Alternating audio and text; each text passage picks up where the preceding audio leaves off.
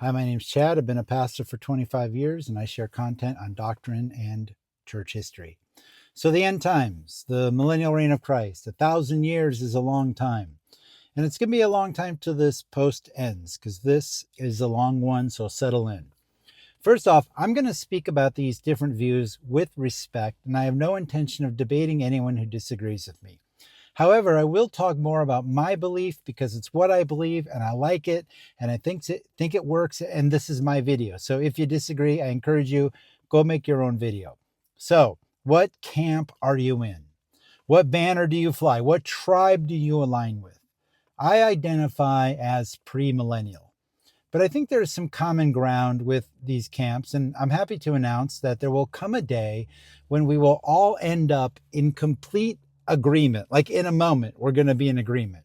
But let's talk about some of these different camps of belief as they apply to the end times. Maybe you've heard people say that they are preterist. What is a preterist? Preterism comes from the Latin word for past, and they deny a biblical element prophetically that looks forward. The preterist believes that all the prophecies have been fulfilled, and Revelation is all symbolic, speaking of events that took place in Jerusalem in AD 70 when the Romans sacked the temple. They believe the covenant with Israel is ended fully, God's millennial reign is happening now, and that's the preterist view. Three other popular views have to do with, and are named accordingly, they have to do with the timing of Jesus' return in terms of the millennial reign. The post-millennialist says that Christ will return after the millennium, which doesn't refer to a 1,000-year time period, but they see it as a symbolic number which refers to a long time. And they say that we are also in the millennial reign now.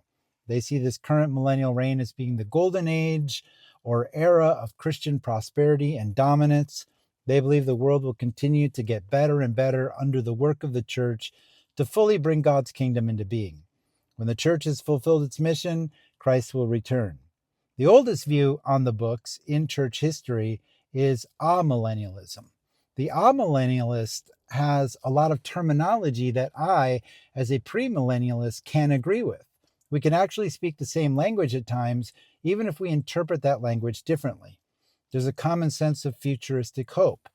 They believe also that we are in the millennial reign of Jesus, but it is a spiritual reign, and the work is being carried out by the church to make his kingdom known to the world. Every time a person becomes a believer, they become a member of God's kingdom. And apart from this being the millennial reign, I agree with the intentions and the purpose of the church. I also believe that we are seeing God's kingdom grow as more people come to faith in him. They believe that Jesus will return and consummate his spiritual kingdom into something that is real. So for them, there is a great sense of futuristic hope. I personally am a premillennialist, meaning that Jesus will return with all the believing saints he has gathered into his presence. He'll set up a reign that looks literally like the things described in Revelation 22 and Isaiah 11. I like this. I'm drawn to hope. I have high expectations for God's millennial reign, higher than what we're seeing right now in the world. I want to see a world that is made perfect. I want to see a world where even the wildlife will live in peace, where a cobra will not harm a baby, where nothing will be accursed. There will no longer be night. In Revelation 19:6, the saints who are in heaven in that time period in the future are rejoicing that God has completed his work of justice by punishing evil and is on the edge of bringing down to the new earth his new Jerusalem. They say in that verse, the Lord our God, the Almighty reigns, which is literally rendered, the Lord God omnipotent has begun to reign. So those people in that time period in heaven are saying that God is beginning to reign. So there in the future, at the beginning of this new reign on a new earth with a new heaven, they are saying God has begun to reign.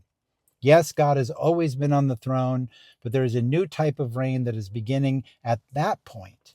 I also look to the future for a tribulation that is explained by Jesus as being unlike anything that has ever or will be on the earth, where all who are irrevocably wicked will receive its justice.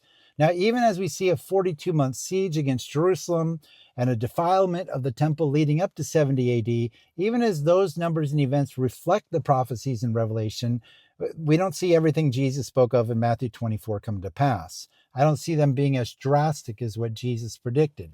I believe there is a greater 42-month tribulation that's yet to come that will significantly eclipse the events leading up to 70 AD.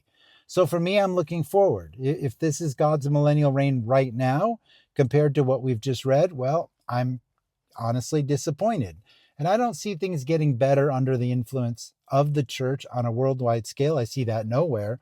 Now, whether we're preterist, post-mill, amill, or pre-mill, it probably means that we are a people who consider eschatology important, and we've committed ourselves to dig into the word.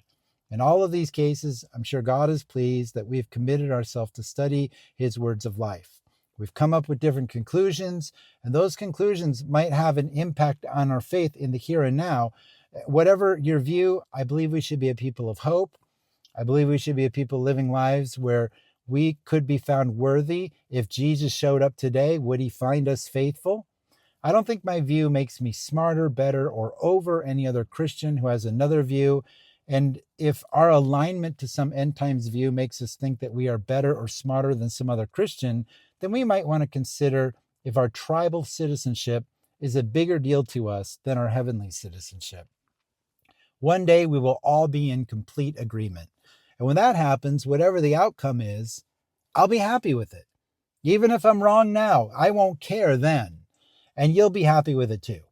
And that's all I've got to say about that. Thanks for listening.